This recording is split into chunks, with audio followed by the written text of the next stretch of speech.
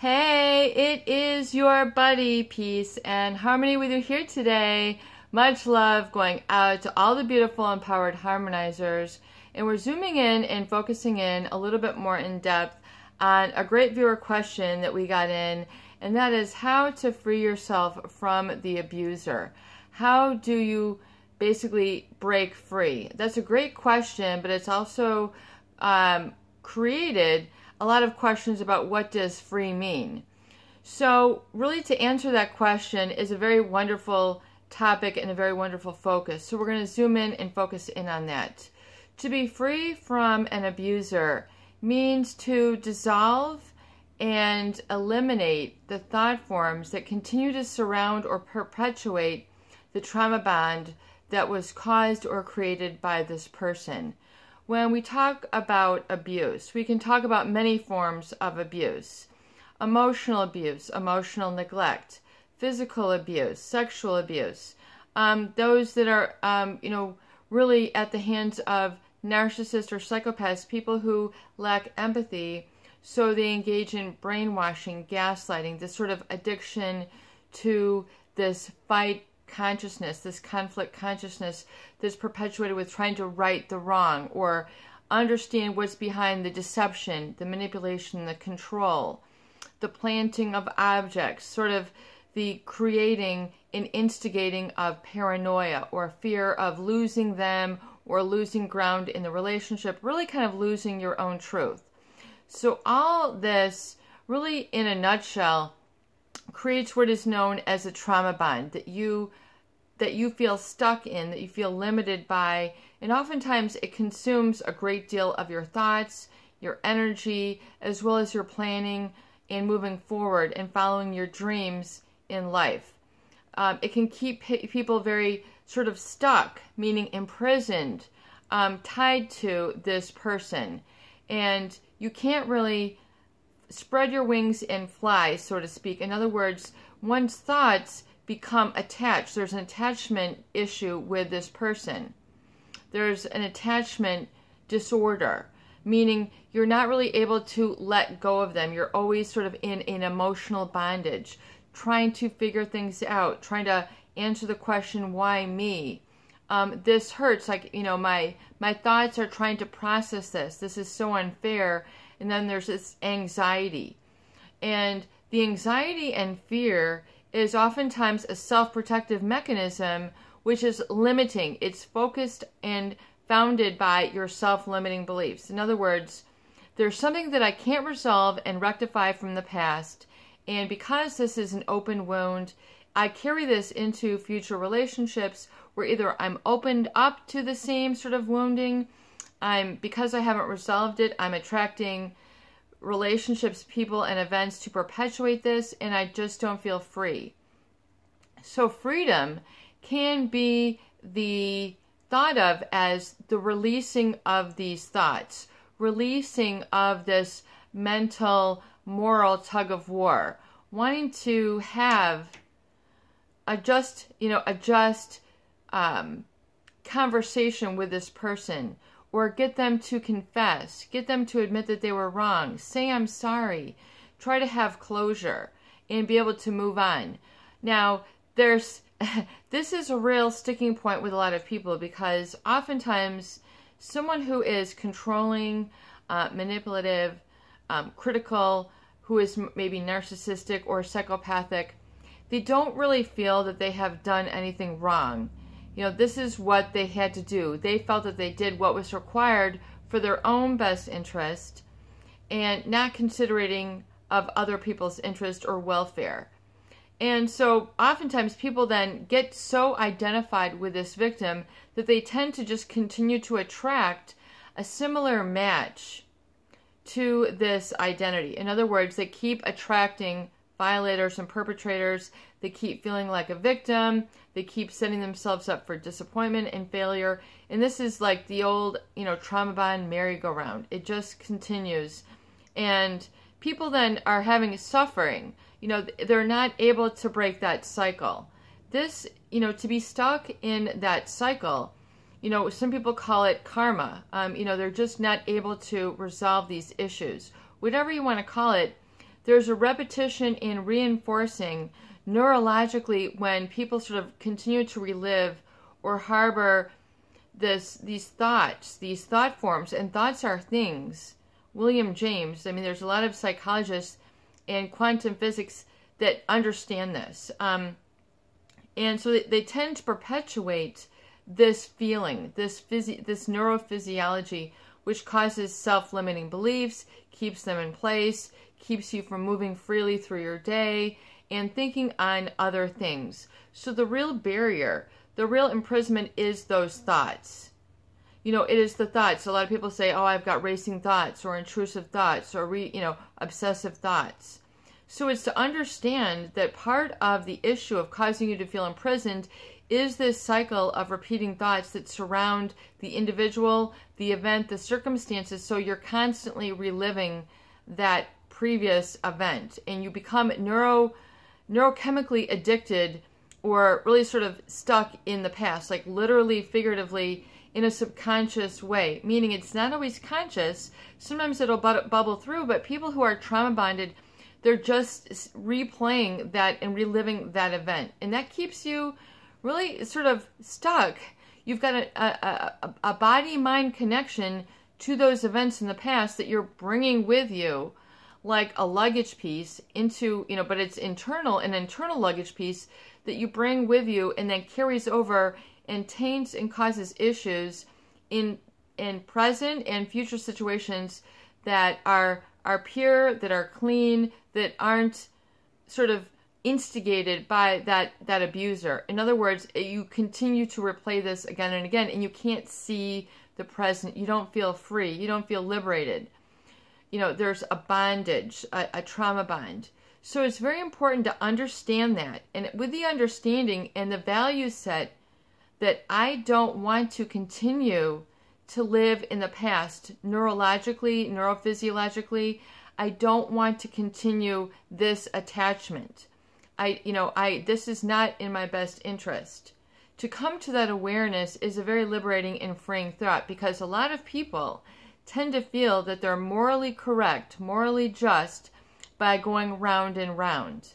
They want, and they want to oftentimes have this closure, have this confrontation with an individual, oftentimes who does not feel that they have done anything wrong. They aren't going to take responsibility.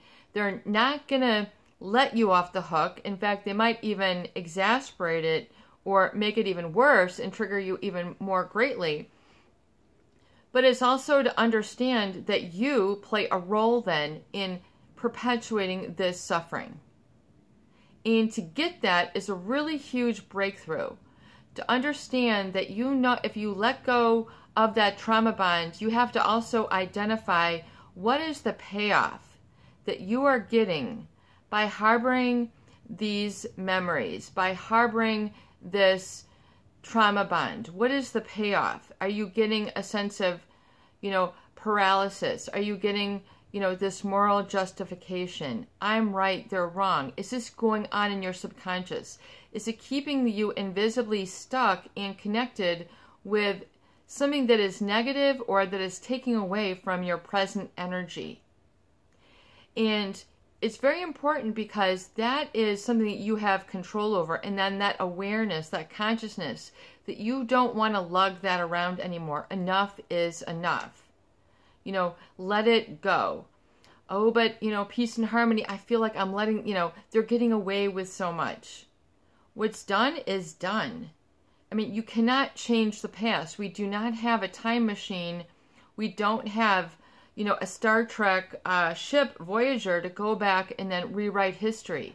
You can, however, though, come to the present moment and then recondition your past and have mercy on yourself. Have mercy on these individuals.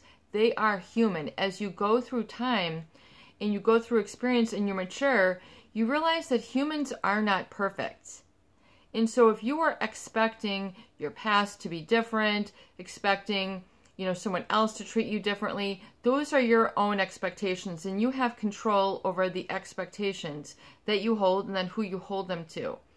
Instead of focusing on the abuser and expectations of what they should be doing to help you, and to apologize and make amends and settle the score and then carry on, a close relationship, is expecting, too much, and it's oftentimes ineffective, flawed thinking. So to change your thinking from focus on them to focus on yourself, and expectations now turns towards the inner self. What do you expect from yourself now and moving forward? Instead of focusing and centering all your thoughts around this person, begin to do a 360 and instead look at relieving in that bond, in that expectation within yourself. How can you have more thoughts of relief, of letting them go, of not centering and pivoting around this individual, and then turning the expectations and the closure and the healing of the wound to within and say, yep, I accept responsibility. I'm now going to look at expectations of myself. What can I draw out of my past and then just let it be where it is? I want to have more of an abundant future.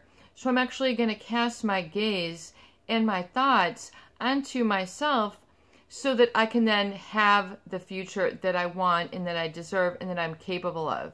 That is to be liberated. That is to be empowered. It's to take back your power. It's to become informed and aware of that you don't have to settle the score, right the wrong, have a moral combat zone, enter into the boxing ring, because if you're doing it to yourself, you're just perpetuating the wound. You have to look at the payoff that you're getting from harboring that animosity, guilt, low self-esteem, and self-limiting beliefs. Or you say, see, look, you ruined my life. See, look, you've got power over me. Is that what is that how you really want your life to go? Because if you perpetuate those sort of, thoughts, you're just keeping the wound alive.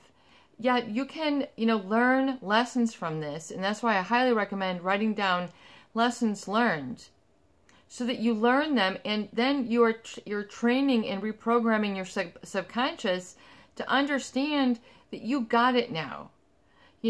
That was then, this is now. It's completely distinct and separate.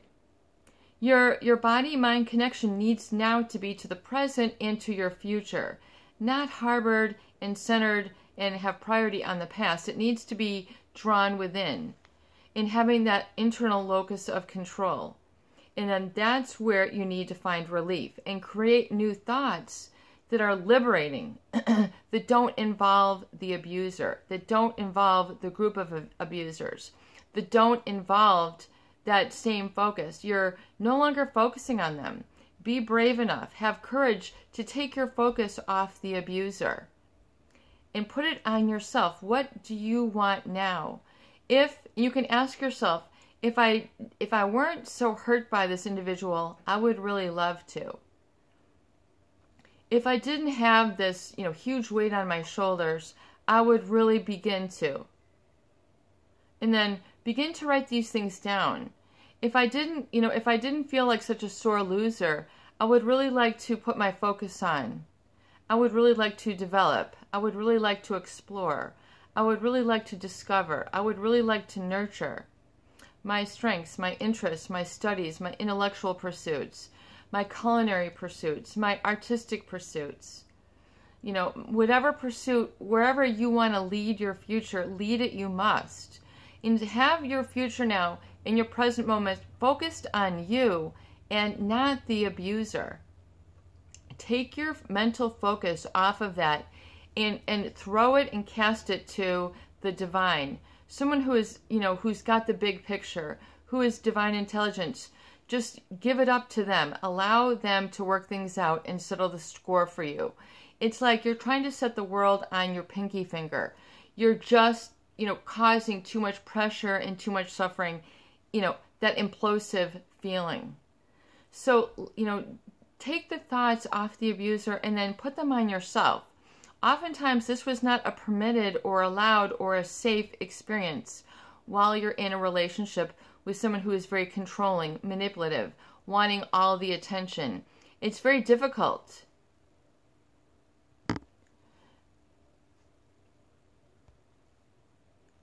To break that. So break it you must. Begin to draw attention to yourself and then set new standards, new goals, new objectives for yourself moving forward. And I think you'll begin to find yourself quite liberated. This is your buddy, Peace and Harmony, with you here today, and I hope that these videos do help. Please share and please subscribe for more great tools, videos, discussion, and support.